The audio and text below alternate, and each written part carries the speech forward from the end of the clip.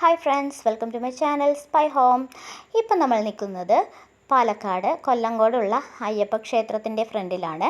അവിടെ ഉത്സവമാണ്. അപ്പം നമ്മൾ അകത്ത് കയറി അയ്യപ്പനെയൊക്കെ തൊഴുതി പുറത്തോട്ട് വന്നു.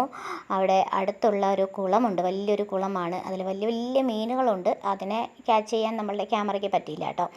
അപ്പം ഞങ്ങൾ അവിടെ നിന്ന് കുറച്ച് ഫോട്ടോസും വീഡിയോസൊക്കെ എടുത്തു. അവർക്കൊന്നും ഫോട്ടോസും വീഡിയോസും എടുക്കാൻ താല്പര്യമില്ല, പക്ഷേ എനിക്ക് ഭയങ്കര ഇഷ്ടമാണ്.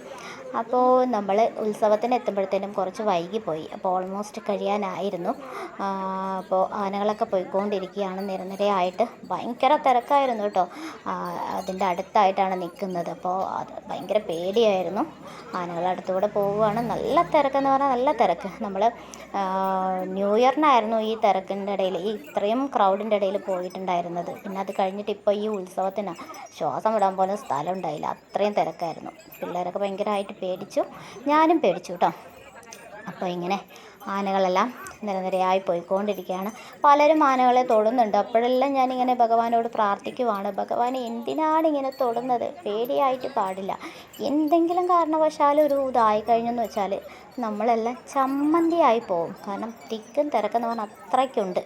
അപ്പോൾ അങ്ങനെ ആനകൾ ഓരോരുത്തരായിട്ട് ഇങ്ങനെ പോണതും നോക്കി മോൾക്ക് തൊടണം എന്നൊക്കെ ഭയങ്കര ആഗ്രഹമായിരുന്നു. പക്ഷേ തൊടാനൊന്നും സമ്മതിച്ചില്ല കേട്ടോ. പേടിയായിരുന്നു, ഭയങ്കര പേടിയായിരുന്നു.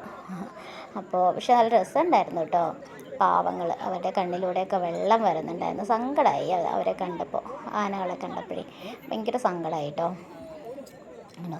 നല്ല തിരക്കാണ്. ഞാനിങ്ങനെ ചന്തുവിനോട് പറഞ്ഞുകൊണ്ടിരിക്കുക, എനിക്ക് പേടിയാണെന്ന് പറഞ്ഞുകൊണ്ടിരിക്കുകയാണ്. അപ്പം അങ്ങനെ ആനകളൊക്കെ പോയി കഴിഞ്ഞു. എന്നിട്ട് ഈ ആനകളെല്ലാം നടന്ന് പോകുന്നത് കൊല്ലങ്കോട് കൊട്ടാരത്തിനകത്തോട്ടാണ്. അപ്പം നമ്മൾ അകത്തോട്ട് പോയിരിക്കുവാണ്, കൊല്ലങ്കോട് കൊട്ടാരത്തിനകത്തോട്ട്. അപ്പോൾ അതിന് ഗേറ്റിനകത്തോട്ട് ചെല്ലാനേ ഉള്ളൂ, അല്ലാതെ അതിനകത്തോട്ട് പ്രവേശനമൊന്നുമില്ല.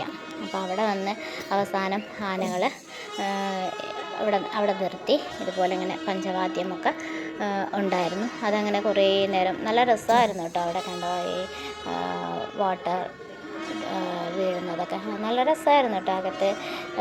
അപ്പോൾ അവിടെ നമ്മൾ കുറച്ച് നേരം നിന്നു.